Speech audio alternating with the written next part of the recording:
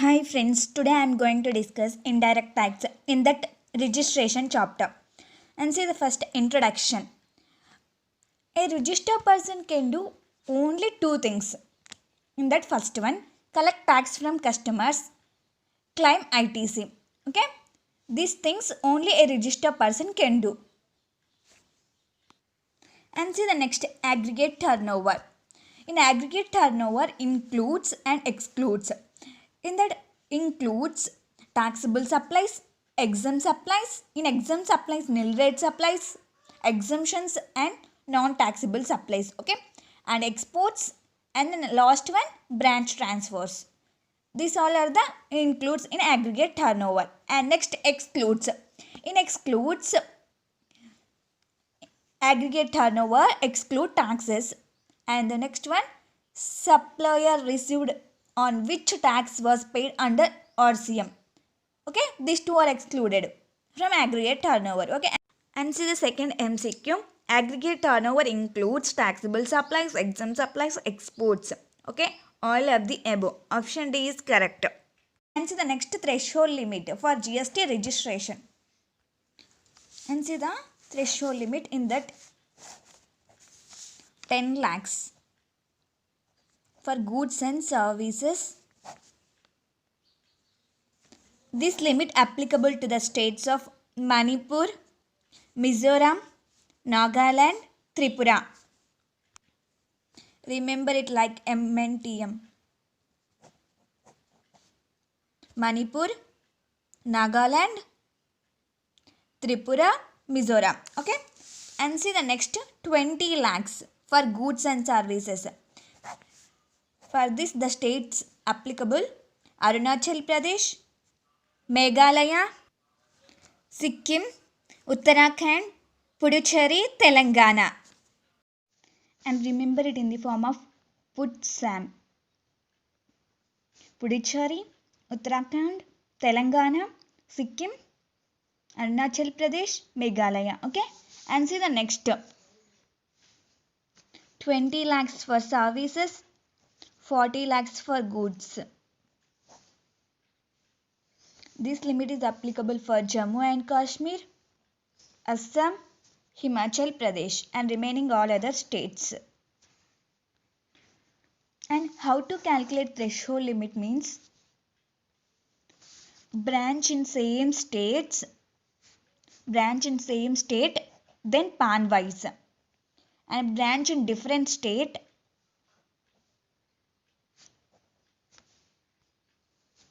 all India wise. Okay, even registration is state wise. Okay.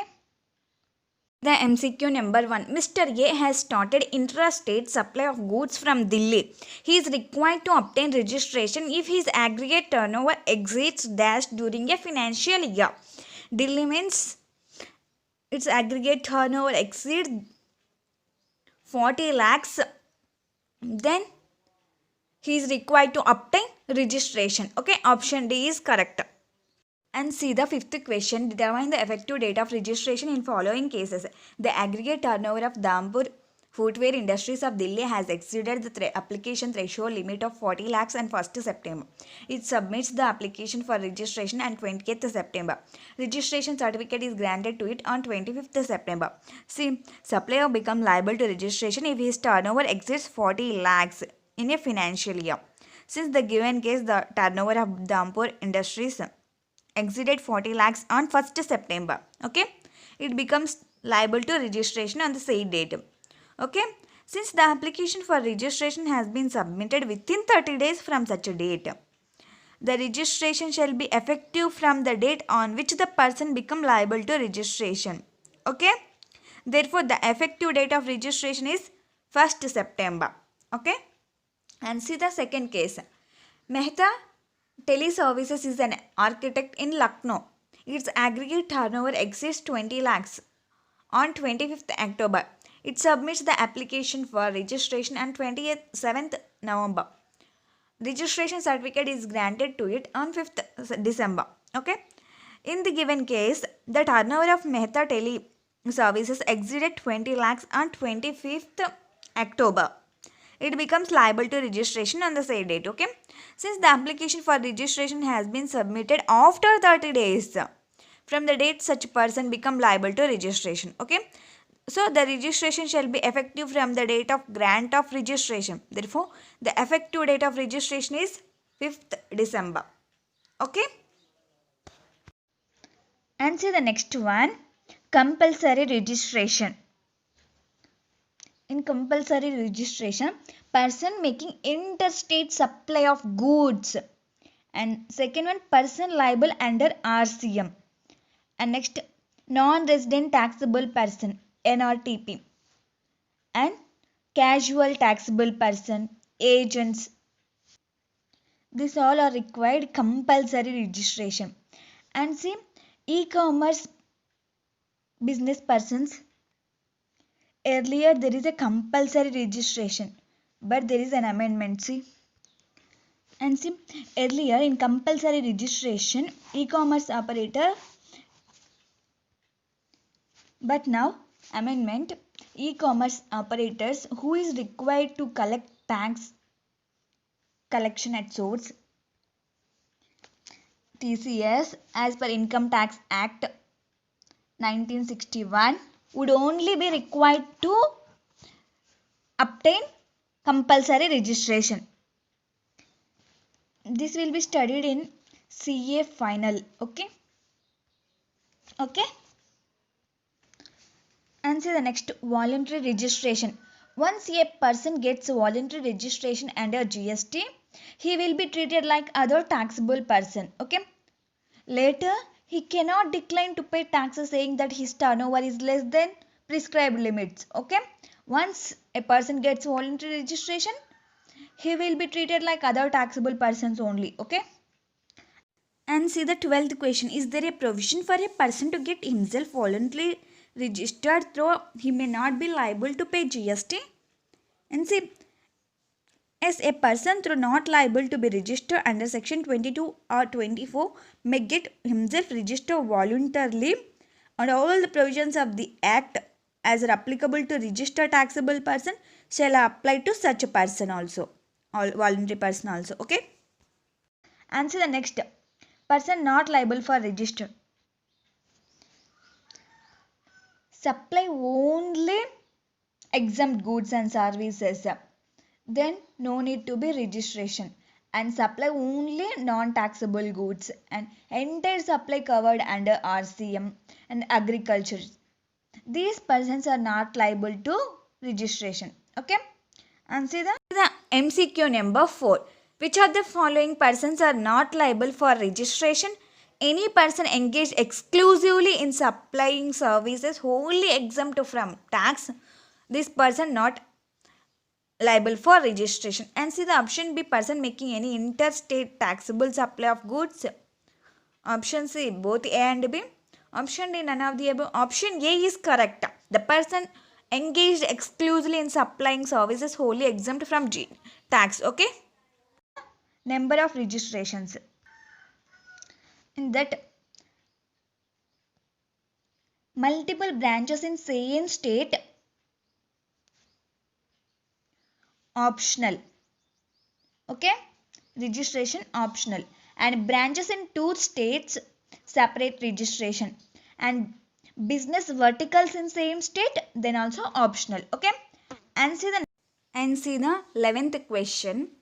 Can a person having multiple places of business in a state obtain separate registration for each place of business?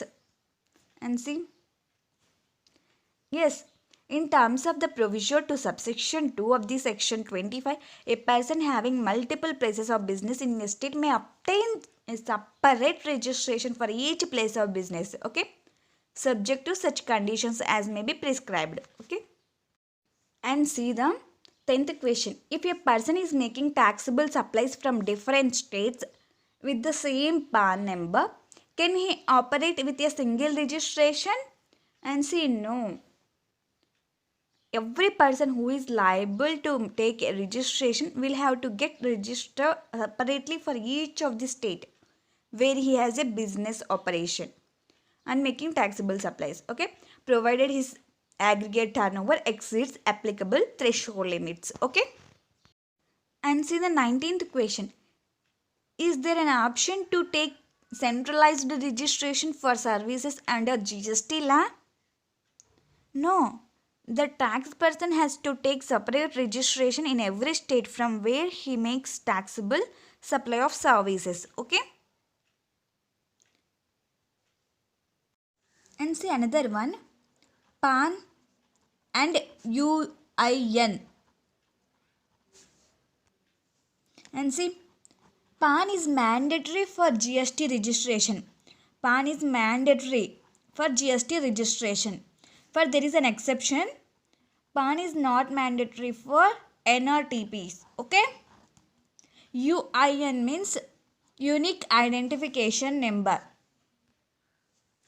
And this is for foreign bodies has to obtain an UIN to claim refund on GST paid. Okay. And see the sixth question. In order to be eligible for grant of registration, a person must have PAN, permanent account number, issued under the Income Tax Act 1961. State one exception to it.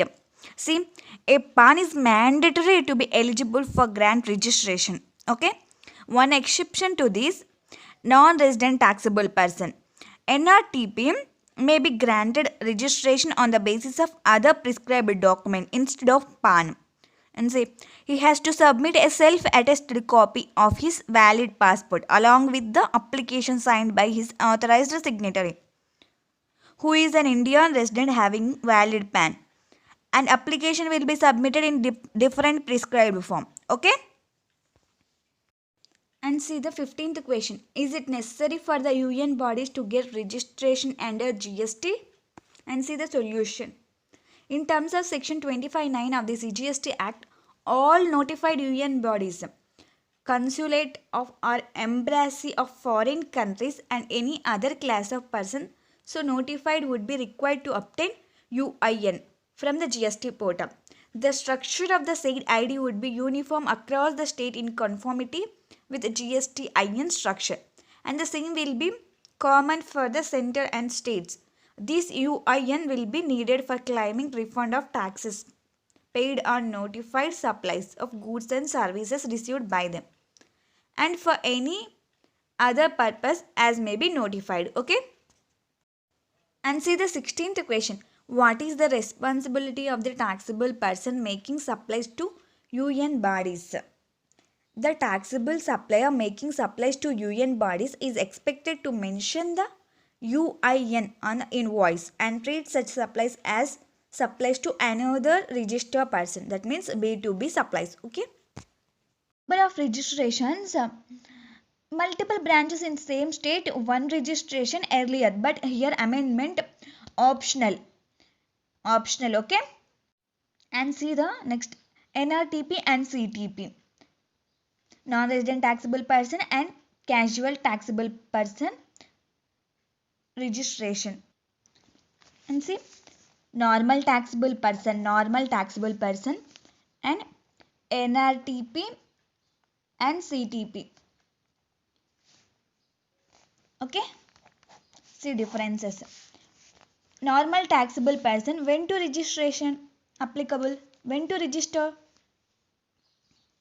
30 days from exceeding threshold limit. Okay.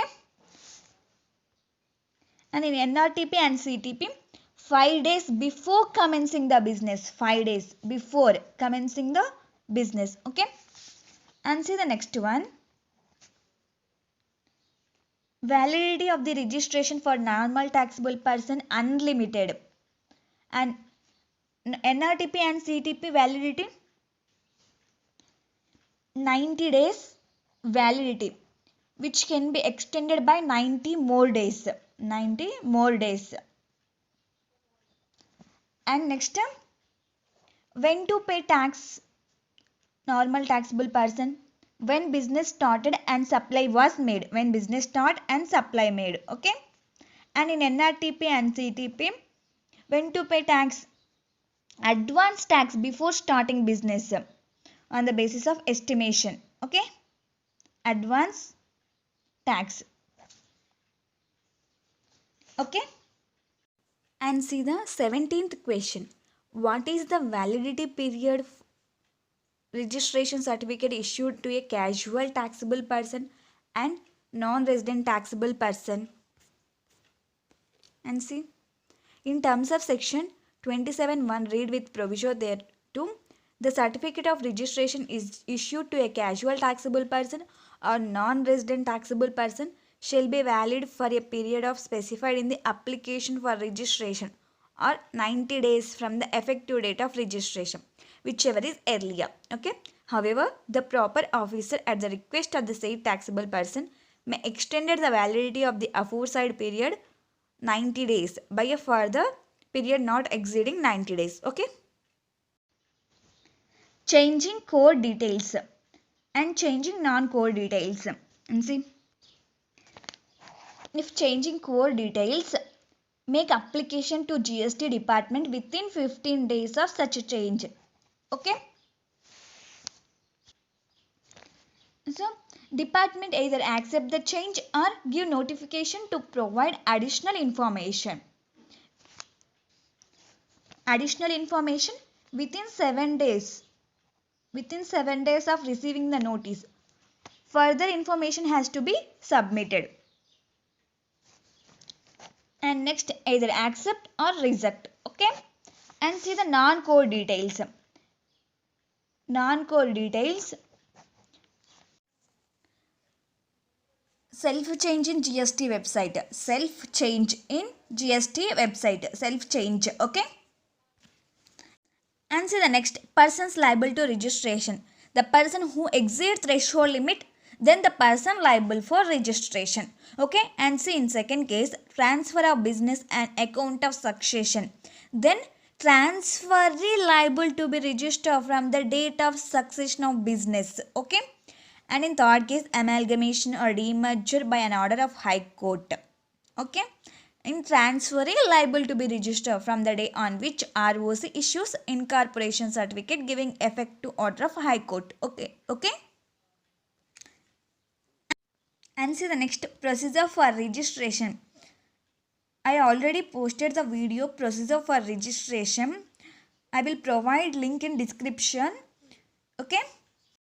And see the MCQ number 3. Which of the following statement is correct? Person making any interstate taxable supply of goods is required to obtain registration compulsory. Option B. A person to whom a UIN has been granted cannot apply for cancellation of registration. And option C. The cancellation of registration under either SGST Act or UTGST Act shall be deemed to be cancel of registration under CGST Act. Okay, all of them are correct. So option D is correct. Okay. And see the 7th question. State which of the following suppliers are liable to be registered. In that first question, agent supplying goods on behalf of some other taxable person and its aggregate turnover does not exceed the applicable threshold limit during the financial year. And see, section 22 stipulates that every supplier become liable to registration if his threshold limits exceeds in a financial year. However, as per section 24, a person supplying goods or services are both on behalf of other taxable person, whether as an agent or not, is liable to be compulsorily registered, even if its aggregate turnover does not exceed prescribed threshold limits in a financial year. Okay? And see the B. An agriculturist who is only engaged in supplying of produce out of cultivation of land and its aggregate turnover does not exceed the applicable threshold limit during the financial year. And see, as per section 23, an agriculturist who is only engaged in supply of produce out of cultivation of land is not required to obtain registration. Okay? And see the 8th question. What are the advantages of taking registration in GST? And see the solution. Registration will be confer following advantages to the business.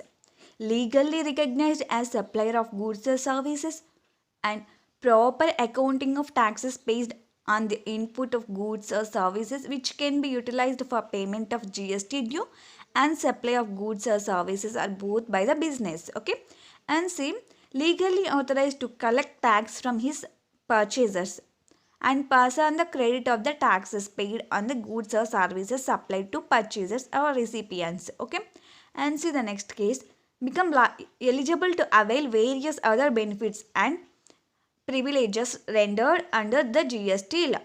Okay, these all are the advantages. Okay, and see the ninth question. Can a person without GST registration collect GST and claim ITC? No. A person without GST registration can neither collect GST from the customers nor can claim ITC of GST paid by him. Okay. And see next there are some amendments in registration chapter. And see in earlier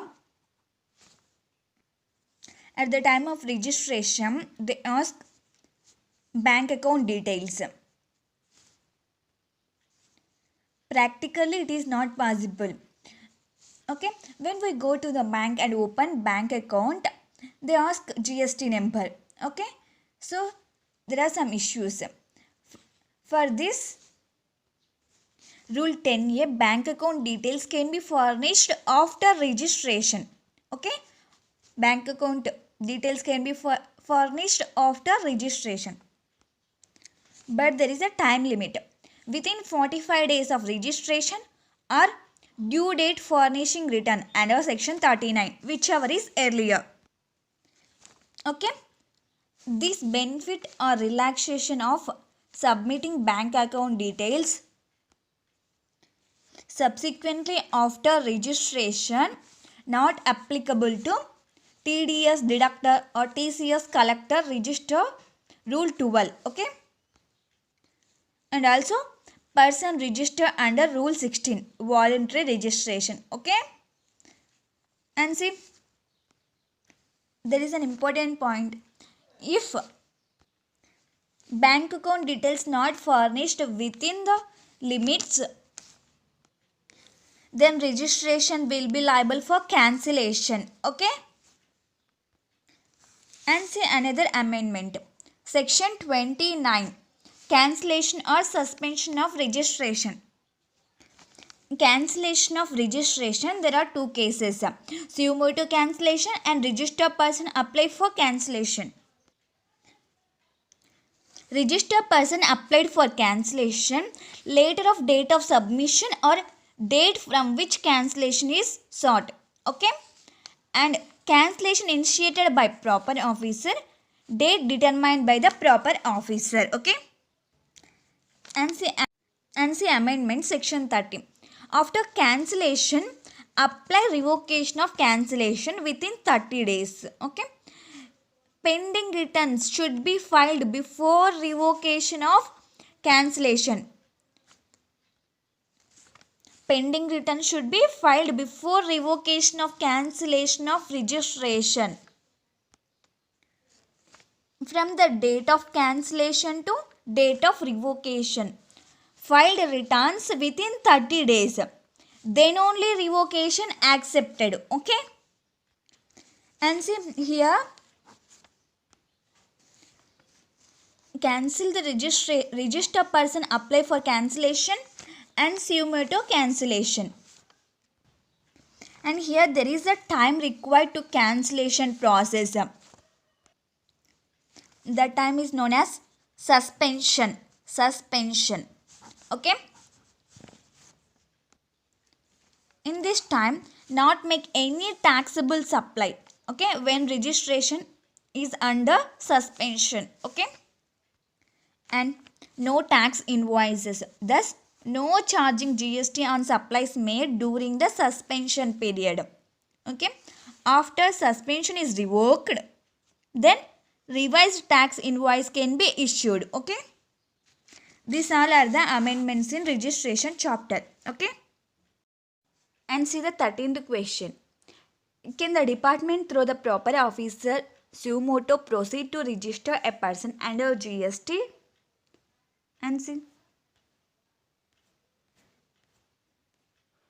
Yes, in terms of subsection 8 of section 25, where a person who is liable to be registered under GST law fails to obtain registration, then the proper officer may, without prejudice to any action which may be taken under CGST Act or under any other law for the time being in force, proceed to register such a person in the manner as in prescribed in CGST Rules 2017. Okay? And see the 14th question. Whether the registration granted to any person is permanent? Yes, the registration certificate once granted is permanent unless surrendered, cancelled, suspended or revoked. Okay? And see the 18th question. What happens when the registration is obtained by means of willful misstatement, fraud or suppression of facts? In such cases, the registration may be cancelled with retrospective effect by the proper officer. Okay?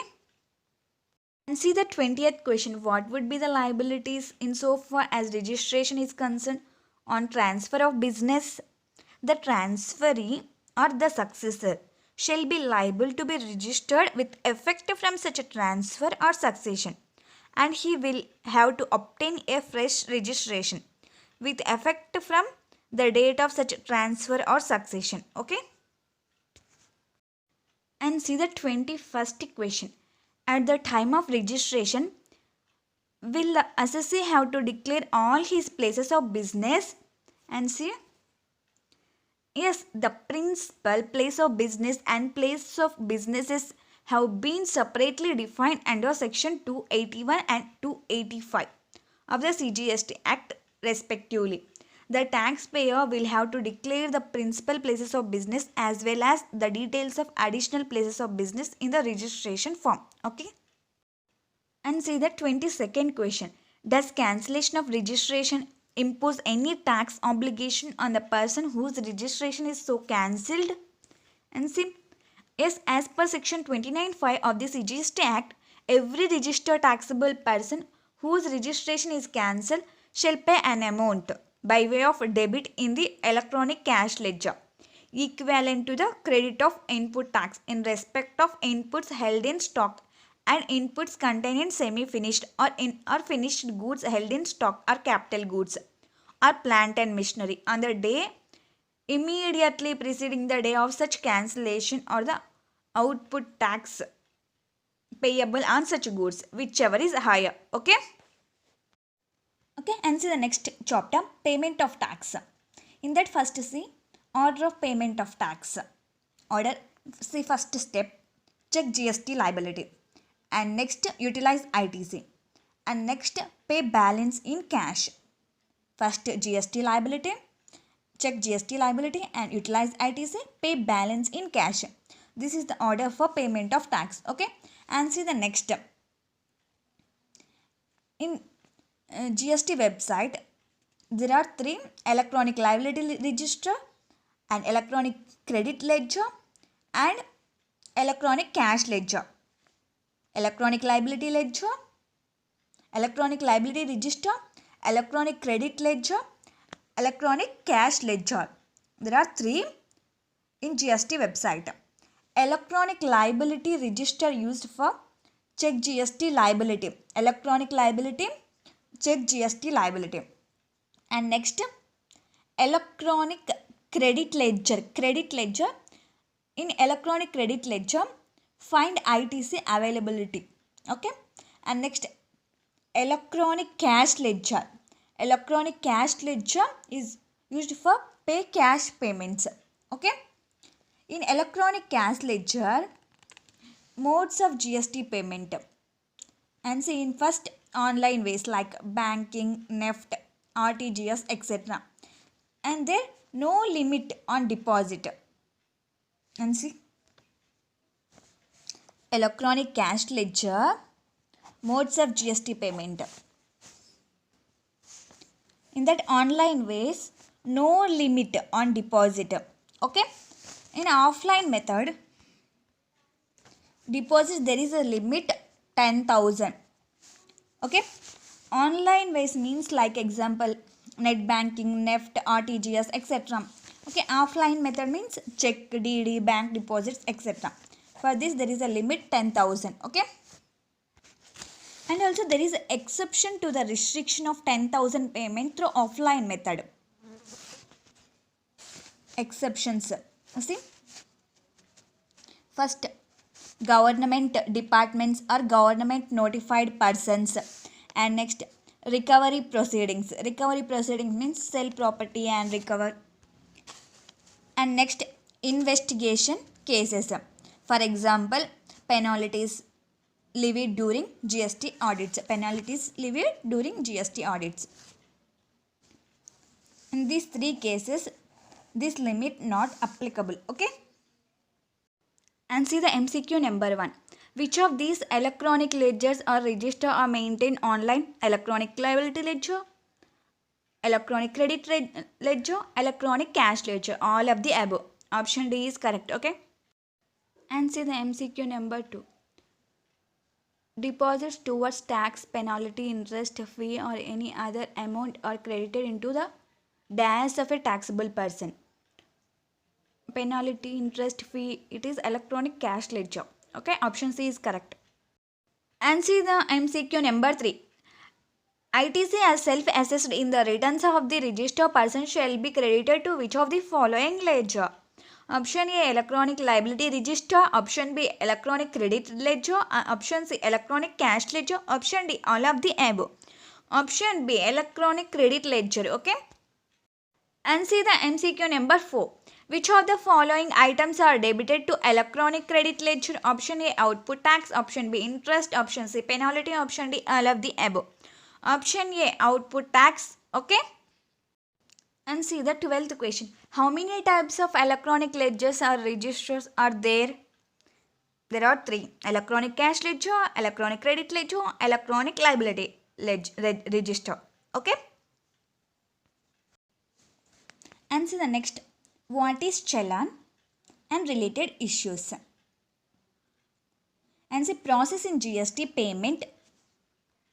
In that first one, taxpayer makes the payment. Taxpayer makes the payment. And next, bank issues challan identification number, CIN. Okay, this CIN is also forwarded to government. Okay, and next, balance added to electronic cash ledger. Okay, first, taxpayer makes the payment. Bank issues challan identification number. This identification number is also forwarded to government. Balance added to cash ledger. Okay, and for example, if payment is done but CIN is not generated, or if there is any other complaint relating to electronic cash ledger, taxpayer shall contact their jurisdictional officer. And see, payment made John 1st, payment made. John 1st, payment made. Due to some problems, bank receives payment John 5th.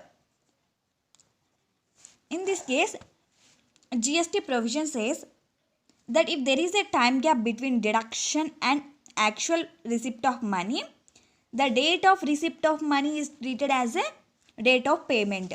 That is John 5th. Date of receipt of money is treated as a date of payment. Okay, and see the next, certain terms, terminologies. In that first, CPIN, Common Portal Identification Number. It is serial number to challan. It contains 14 digits. Okay, and see the next one, CIN. It is a challan identification number given by the bank. It consists 17 digits. Okay, in 17 digits, 14 digits CPIN, 14 digits, and plus 3 digits identification the bank, that is ICI, SBI. Okay, and next, BRN, bank reference number given by the bank. Okay, CIN for GST purpose. BRN is a transaction ID for the amount of deducted from the bank account. BRN is a transaction ID for the amount deducted from your bank account. If your payment fail, you have to quote BRN number, okay? And see the next, EFPB, electronic focal point branch, indicates main branch collect money from other branches.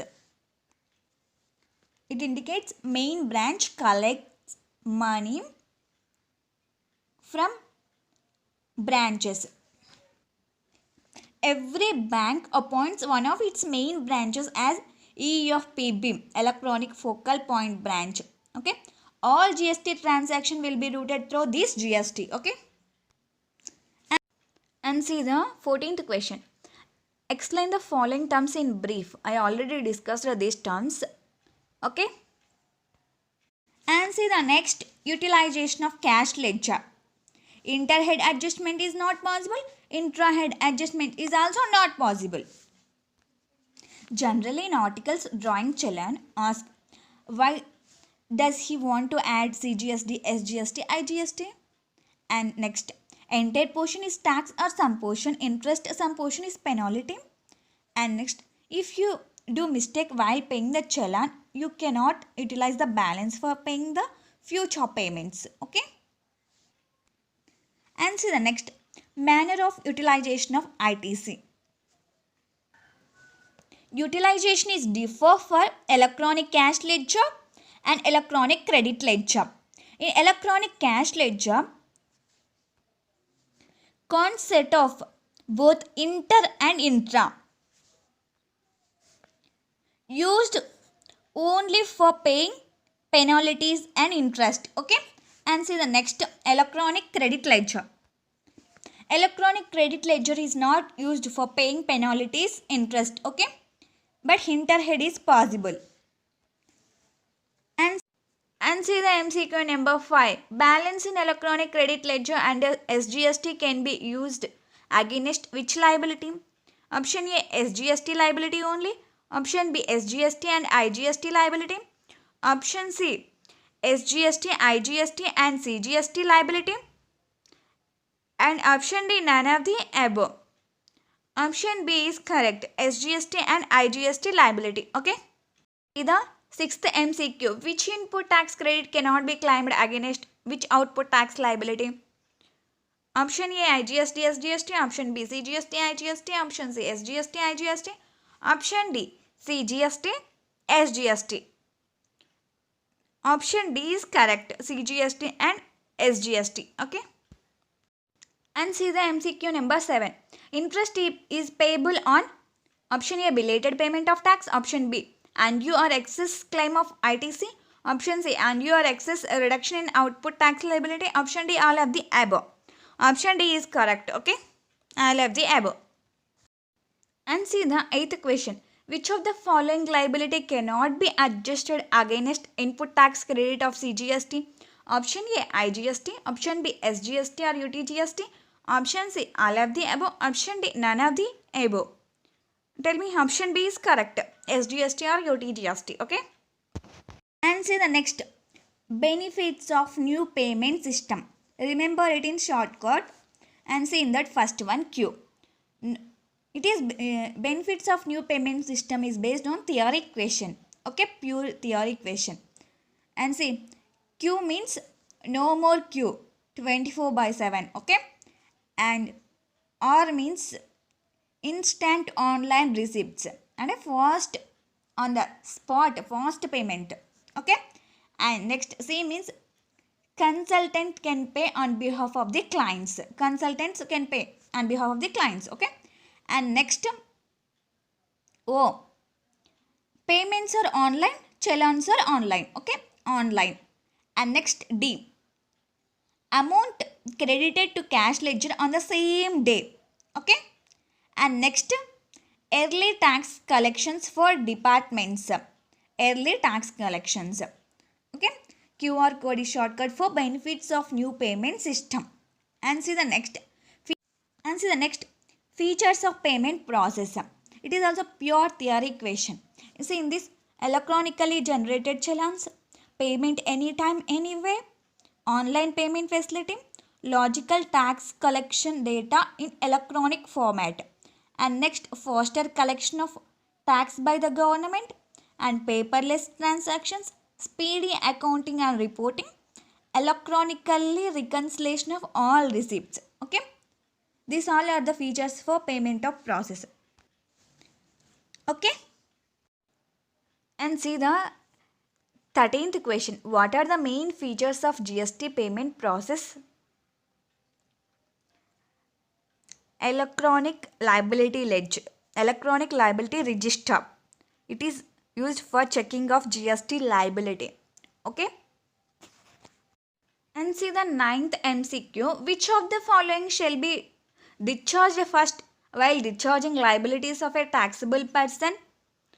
Option A, all dues related to previous tax period. Option B, all dues related to current tax period. Option C, demand raised under section 73 and 74. Option D, no such condition is mandatory. Option A is correct, all dues related to previous tax period. Okay. And see the 10th MCQ. Interest is calculated from the day following the day on which tax becomes due to be paid. Option B, from the last day such a tax was due to be paid. Option C, no period is specified. Option D, none of the above. Option A is correct, from the day following day on which tax becomes to be paid. Okay. The 11th MCQ. Which of the following statement is true? Which date is considered as date of deposit of the tax dues? Option A, date of presentation of check, or date of payment, or date of credit of amount in the account of government. Option C is correct, date of credit amount in the account of government. Okay. And see the 15th question. Are the principles of unjust enrichment applicable for payment made under GST? And see, yes, as per section 49(9) of the CGST Act 2017, every person who has paid the tax on goods or services are both under this act, unless the contrary is provided by him, be deemed to have passed on the full incidence of such tax to the recipient of such goods or services, or both. Okay. And see the 16th question. State the name of output tax under GST where any of the input tax credit under GST can be availed. IGST, IGST, CGST, SGST, UTGST. That is, all input tax credit can be availed against output tax liability known as IGST. Okay. Okay friends, I hope registration and payment of tax is clear for you. Next we will discuss further chapter. Okay friends, do well, prepare well, all the best. Bye friends.